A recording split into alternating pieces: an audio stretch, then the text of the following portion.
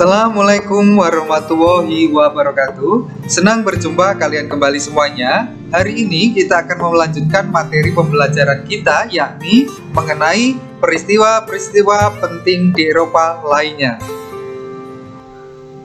Pemikiran di balik peristiwa-peristiwa penting di Eropa yang kedua, yaitu Zaman Aufklärung. Zaman Aufklärung ini terjadi pada masa abad ke-18 yang mempunyai arti pencerahan, teman-teman.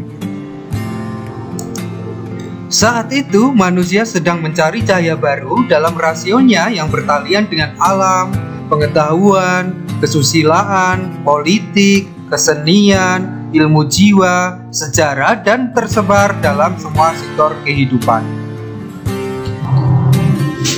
Aufklärung di kota Inggris, salah satu tokohnya adalah David Hume. Dia adalah seorang pemikir aliran skeptis yang radikal dan berpegang teguh pada empirisme yang berakibatkan dengan tak adanya satupun kepastian.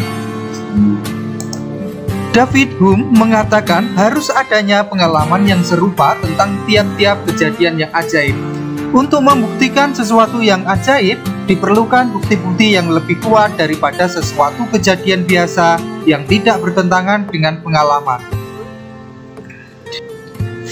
Aufklärung di kota Prancis. Di kota ini berlangsung lebih radikal dibanding negara-negara lainnya, yakni mengarah kepada masalah-masalah hidup, politik, sosial, budaya, dan pemerintahan. Beberapa tokoh Aufklärung di kota Prancis. Yang pertama ada Montesquieu, yang kedua C.C. Rousseau, yang ketiga ada Immanuel Kant, yang terakhir ada Voltaire. Bagaimana pendapat sumbangsi mereka yang menjadi sebab terjadinya peristiwa Aufklärung di kota Prancis? Mari kita bahas satu persatu. Sosok Montesquieu. Dia adalah seorang sarjana hukum otodidak yang pada tahun 1714 menjadi hakim Mahkamah Tinggi di Bordeaux. Pemikiran Montesquieu yang terkenal dan berpengaruh adalah pemikirannya tentang politik. Ia mengatakan bahwa bentuk negara yang paling baik adalah monarki konstitusional.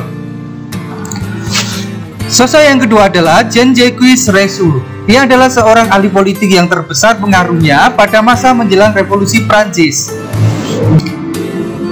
Jean-Jacques Rousseau sebenarnya adalah seorang filsuf romantik. Ia bereaksi terhadap rasionalisme, empirisme, dan optimisme Aufklärung tentang kemajuan ilmu pengetahuan.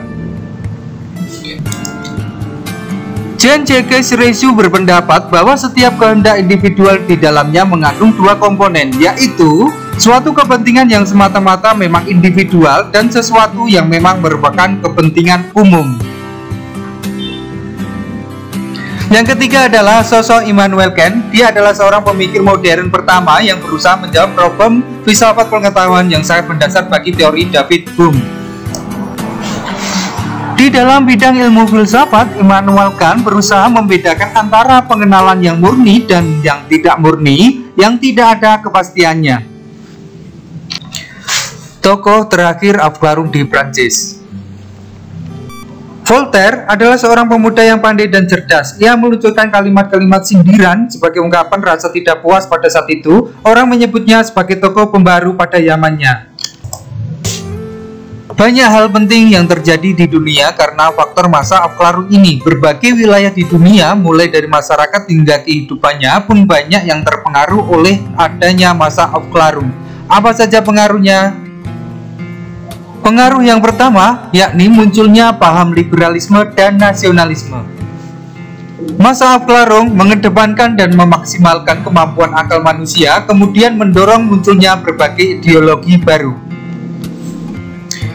Yang kedua, mulai bermunculnya penemuan-penemuan baru dalam bidang ilmu pengetahuan dan teknologi. Aufklärung berhasil merevolusi bidang ilmu pengetahuan di Eropa dan bermanfaat sampai saat ini. Teman-teman, adanya masa Aufklärung yang merupakan masa pencerahan ini berfokus pada kemajuan dan peningkatan akal manusia dan menjadikan manusia dapat berpikir maju seperti sekarang ini. Jadi tahu ya kita. Sekilas pembelajaran kita hari ini tentang masa Aufklärung. Untuk peristiwa penting selanjutnya, kita akan mempelajari tentang reformasi gereja. Untuk kegiatan belajar kalian di rumah dan untuk memahami materi masa Aufklärung ini, coba kalian pilih salah satu sosok tokoh pada materi tadi, cari peran pentingnya, dan tulis peran penting tersebut pada komentar video ini. Sampai jumpa pada pertemuan berikutnya. Sekian dan terima kasih. Saya akhiri. Wassalamualaikum warahmatullahi wabarakatuh.